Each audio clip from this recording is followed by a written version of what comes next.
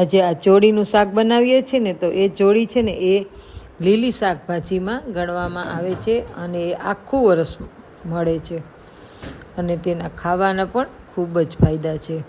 તો ચાલો આજે આપણે બનાવીશું ચોળીનું શાક. જે લીલી ચોળી છે તેને ઝીણા ઝીણા કટકા કરી લીધા છે અને આ બાજુ એક બટેટું સુધારેલું છે. તો આ ચોળીનું શાક છે ને એ લગભગ બધા જ બનાવતા જ હોય, પણ ચોળીનું શાક બધાને એકદમ બખલા જેવું પાણીવાળું થઈ જતું હોય છે. તો આપણે આજે એક નવી ટ્રીકથી તમને બતાવીશું કે એ શાક કેવી રીતે બનાવવું તો એકદમ સરસ મજાનું થશે. તો તેના માટે મેં એક કુકર લીધું છે અને ગેસ ઉપર રાખી દીધું છે. તેમાં આપણે તેલ મૂકી દઈશું. હવે આપણું તેલ છે આવી ગયું છે. તો તેમાં આપણે રાઈ, જીરું અને હિંગ ઉમેરી દઈશું અને ત્યારબાદ આપણે આ ચોળી છે તે ઉમેરી દઈશું. ધોઈ સારી રીતે લઈ લીધા છે બટેટાને. હવે આપણે આ બધું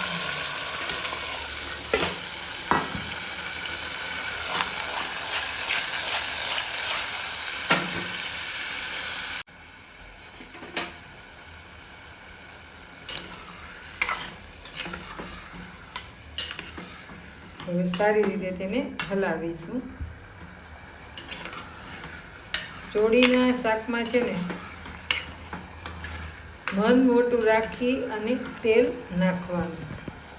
તેલમાં ચોળવશો ને તો શાક બહુ સરસ થશે, એટલે તેલ થોડું વધારે રાખવું.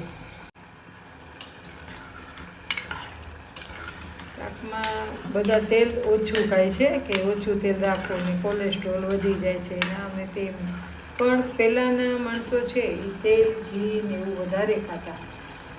જોકે મહેનત પણ એટલી જ કરતા, પણ અત્યારે પણ આપણા શરીરમાં જો તમે ખાલી શાક, રોટલી, દાળ ભાત જ ખાતા હોય, બીજું કંઈ તેલવાળું ખાતા ન હોય, તો તેલનું પ્રમાણ થોડુંક જોઈએ.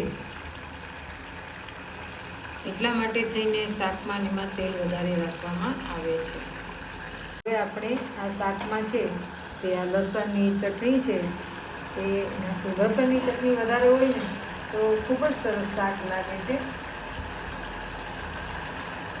પણ એવું નથી કે લસણની ચટણી હોય તો જ શાક બને.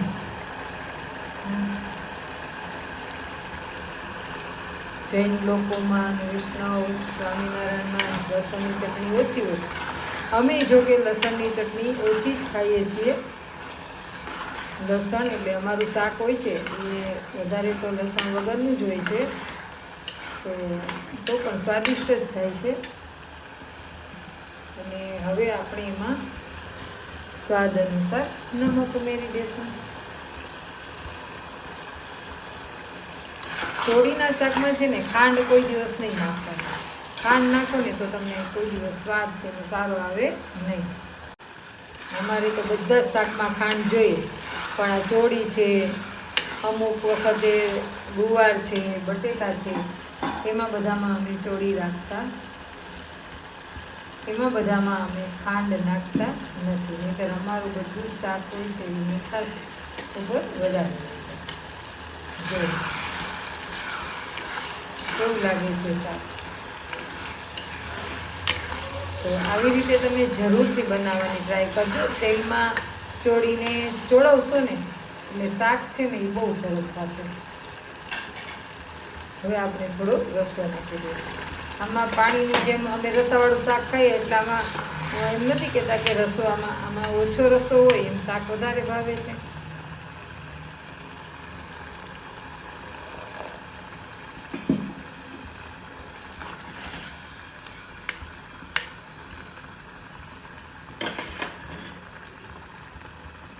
આપણે હવે કુકરને કરી દઈશું બંધ. તો આપણું હવે ચોળીનું શાક છે તે થઈ ગયું છે. તો આપણે કુકરને ખોલીશું.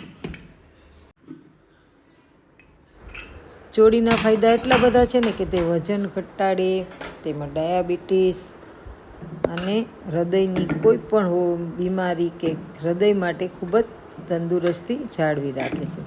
અને તેમાં જુઓ ને તો તમે કેલ્શિયમ અને કેન્સરને મટાડવામાં પણ સારા ગુણધર્મો રહેલા છે. અને ચોળીના શાકમાં બીજું શું છે કે વિટામિન સી, એ, કે અને B6 છે ને એ ખૂબ જ હોય છે. અને પોષણ પણ આપણને તેનું સારું મળી રહે છે.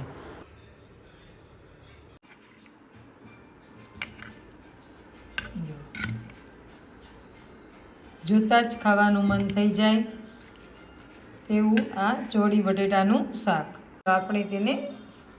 ચાલો આપણે તેને સર્વ કરીએ. એ સિંગ છે ને એ લીલી હોય ને ત્યારે કોણી કોણી હોય ત્યારે જ તોડીને એનું શાક કરવું વધારે સારું છે. કેમ કે જો પાકી જાય ને તો એમાં બીજ નીકળે અને એની છાલ છે એમાં એનું શાક સ્વાદિષ્ટ લાગતું નથી. અને કેમ કે તે પાકીને દાણા જેવા બની જાય છે.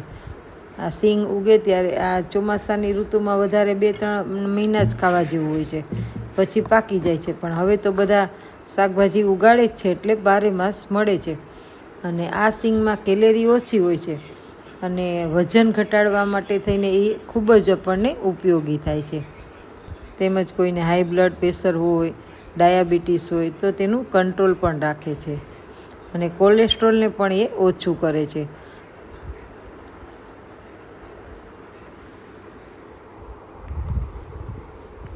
તો જો તમને આ વિડીયો પસંદ આવ્યો હોય ને તો વિડીયોને લાઇક કરી દેજો, શેર કરી દેજો. અને મારી ચેનલ પહેલી જ વાર જોઈ રહ્યા હોય તો ચેનલને સબસ્ક્રાઈબ કરી દેજો.